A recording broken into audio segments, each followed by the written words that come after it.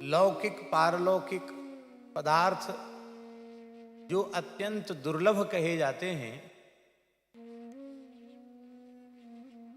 वे भी प्रारब्ध और पुरुषार्थ के सहकार से प्राप्त हो जाते।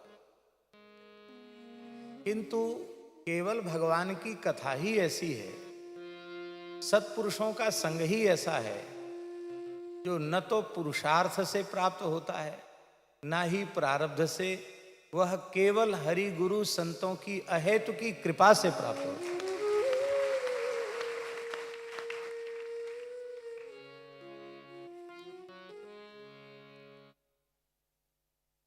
व्यासासन पर महाराज जी की अनुपम अद्भुत अलौकिक शोभा होती है।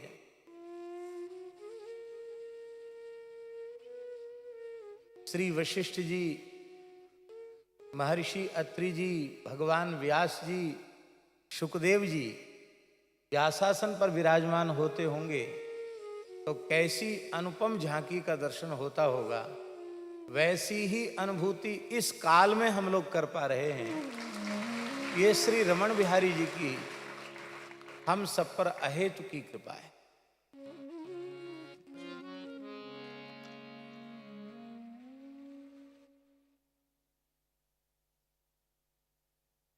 श्रीमद् भागवत में आदि मध्य अंत में प्रतिपाद्य तत्व के रूप में आदि अंत में सत्यम परम धीमहि और मध्य में गर्भस्तुति के प्रकरण में सत्यव्रतम सत्यपरम त्रिसत्यम सत्यस्य योनिम निहितं च सत्ये सत्यस्य सत्यमृत सत्यनेत्रम सत्यात्मकं त्वां शरणं प्रपन्ना।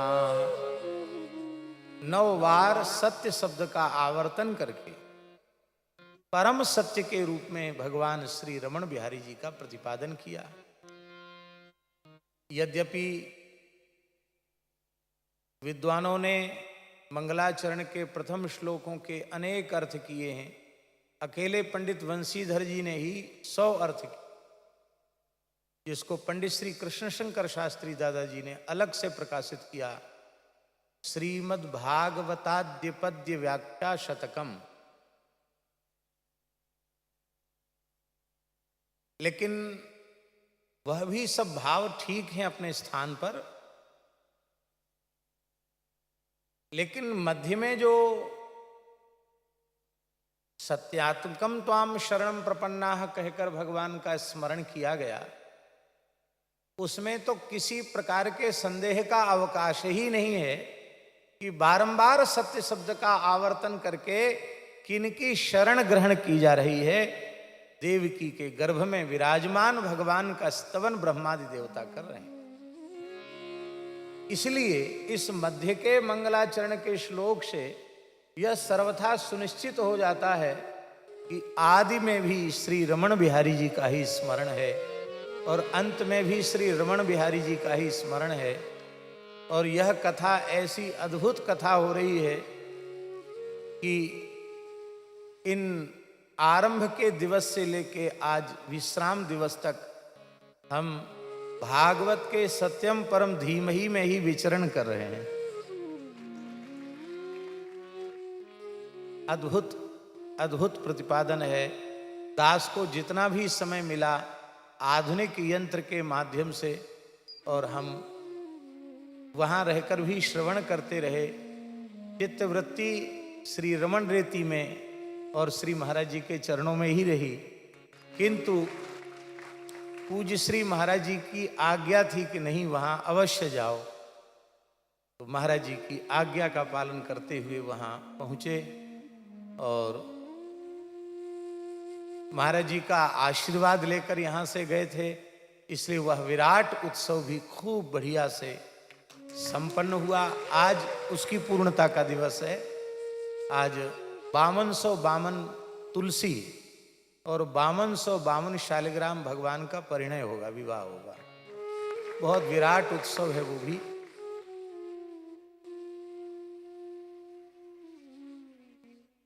हम जितनी देर कहेंगे उतना अपने लाभ से वंचित होंगे।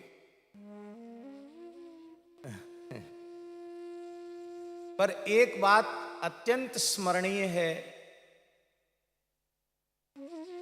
वो ये है कि अंतिम में जो सत्यम परम धीमहि है, उसमें एक शब्द की बारंबार आवृत्ति की गई।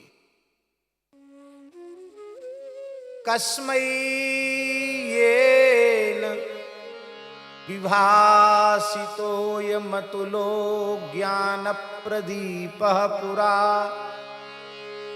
तद्रूपेण च नारदाय मुनये कृष्णाय तद्रूपिणा योगीन्द्राय तदात्मनाथ भगवद्राताय कारुण्यतस्तच्छुद्धं विमलं विशोकममृतं सत्यं परम धीमहि। भगवान श्री रमण बिहारी ने ही अनुग्रह पूर्वक अहमेवासमेवाग्रे इत्यादि क्रम से श्री ब्रह्मा जी को तत्व का उपदेश किया। अब ब्रह्मा जी ने नारद जी को नहीं किया, तदरूपेण च नारदाय, उन्हीं श्री रमण बिहारी जी ने नारद जी के रूप से व्यास जी को दिया। अब व्यास जी ने सुखदेव जी को नहीं दिया। तदरूपेण च नारदाय मुनये, और फिर पुनः उन्हीं श्री रमण बिहारी जी ने व्यास के रूप से वह प्रसाद श्री सुखदेव जी को दिया। अब सुखदेव जी मूलतः तो नंद नंदन रूपस्तु श्री शुको भगवान ऋषि, स्कंद पुराणोक्त श्रीमद् भागवत महात्म्य का यह उद्धरण, नंद नंदन रूपस्तु श्री शुको भगवान ऋषि श्रीमद् भागवतम तुभ्यम श्राविष्यत्य संशयम, ये उद्धव जी का जो वचन है तो श्री कृष्ण ही है, व्यास जी भी श्री कृष्ण है, तो उससे ही संभव था। लेकिन तदरूपेण वहां भी लगाया।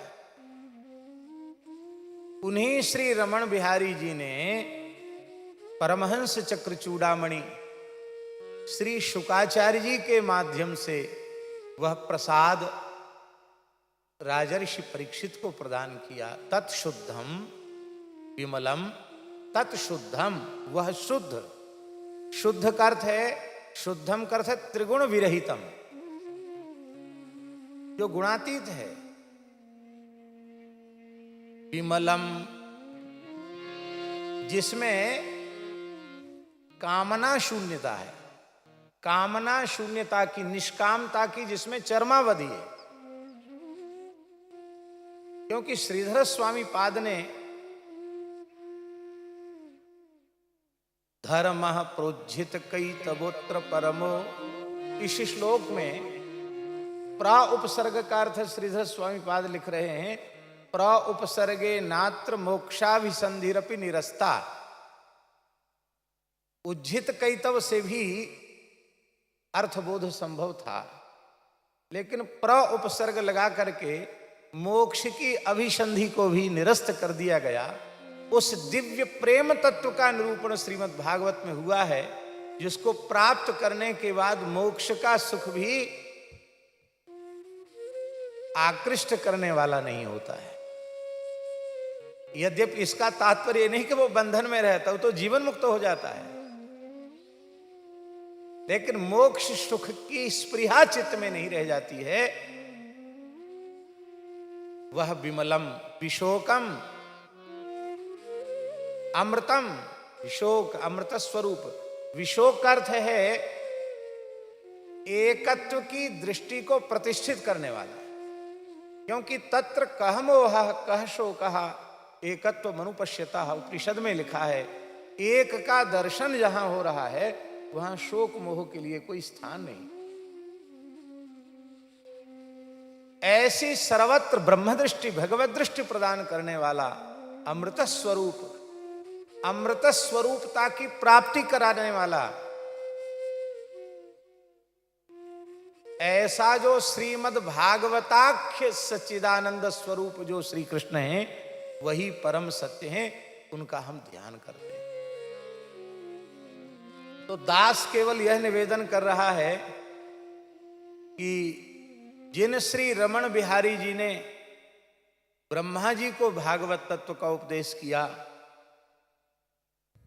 जिन श्री रमण बिहारी जी ने ब्रह्मा जी के रूप से भागवत तत्व का उपदेश देवर्षि नारद जी को किया, जिन श्री रमण बिहारी जी ने नारद जी के रूप से भागवत तत्व का उपदेश व्यास जी को प्रदान किया, जिन श्री रमण बिहारी जी ने व्यास जी के रूप से शुकदेव जी को प्रदान किया, और जिन श्री शुकदेव जी ने रमण बिहारी जी के रूप से परीक्षित राजर्षि परीक्षित के माध्यम से हम सबको प्रदान किया, वही श्री रमण बिहारी जी आज स्वयं व्यासपीठ पर विराजमान होकर के वह दिव्य प्रसाद हम सबको प्रदान कर रहे हैं।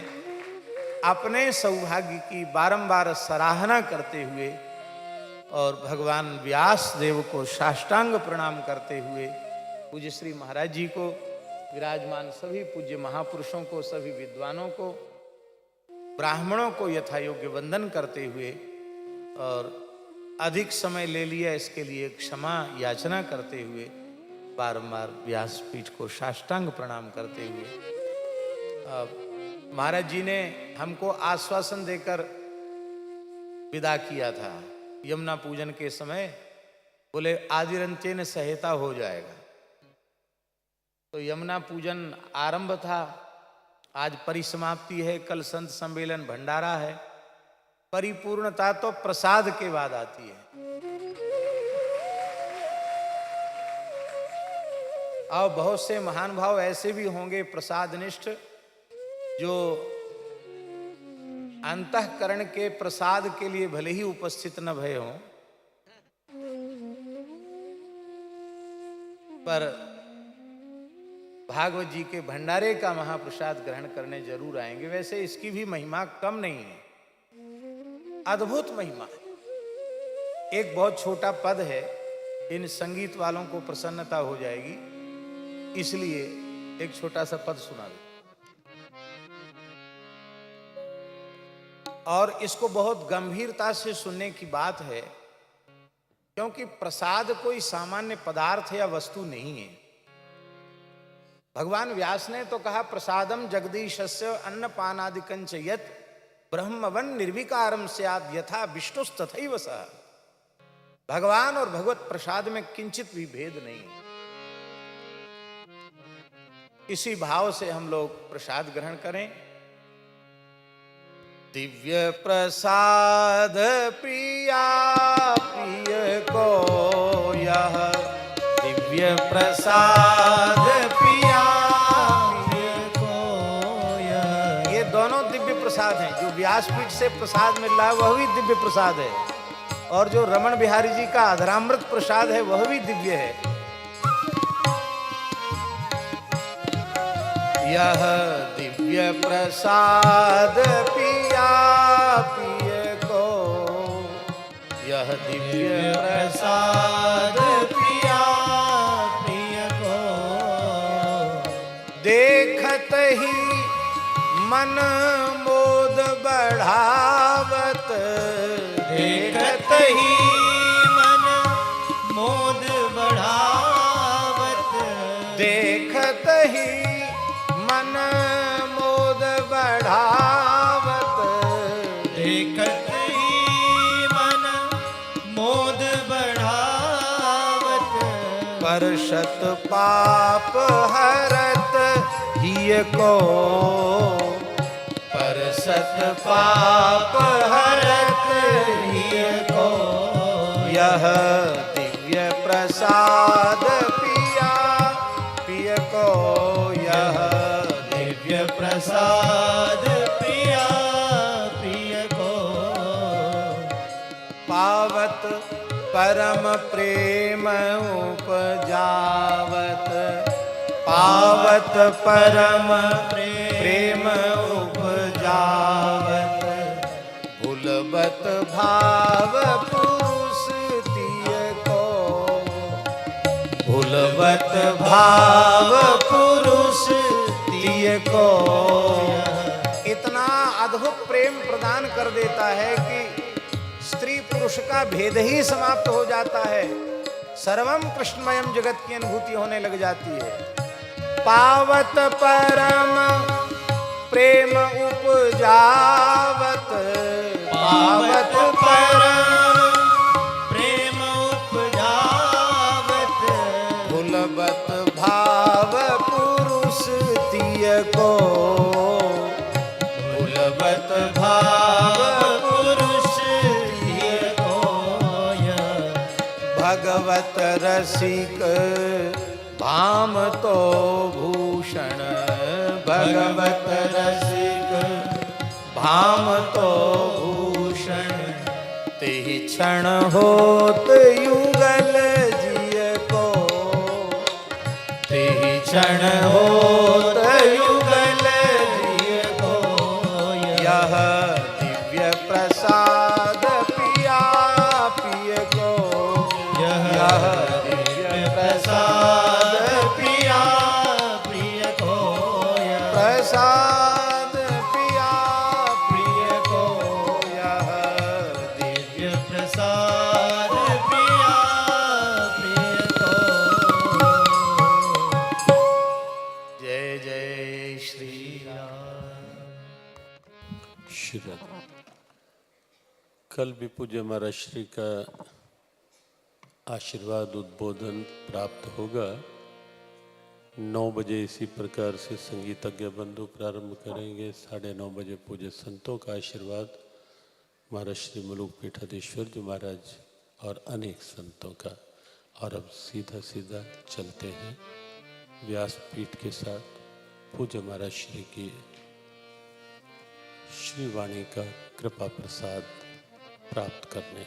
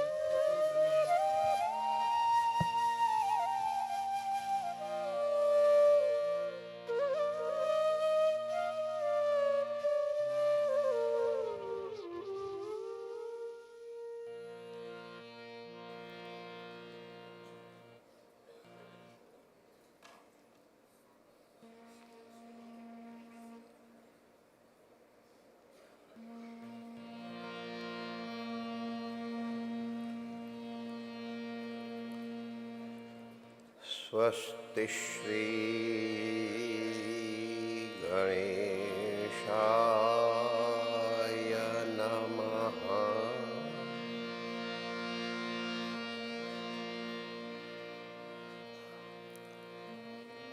श्री सरस्वत्यै नमः।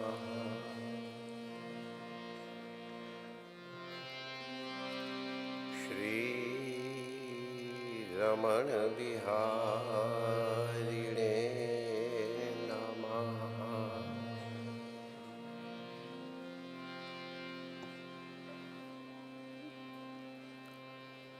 श्री सद्गुरु चरण कमलेभ्यो नमः।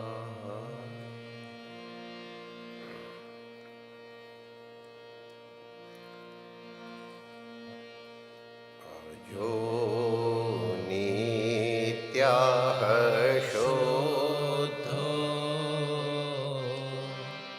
निखिलमतिसाक्षी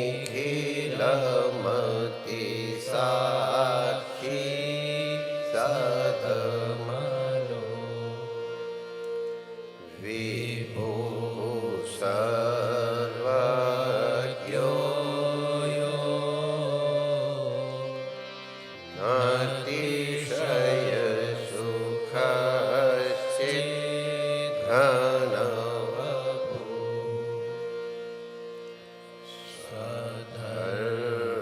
स्वधर्मार्थं भूमौ धरति खलु देहान् बहुविधान् तथा भूदेव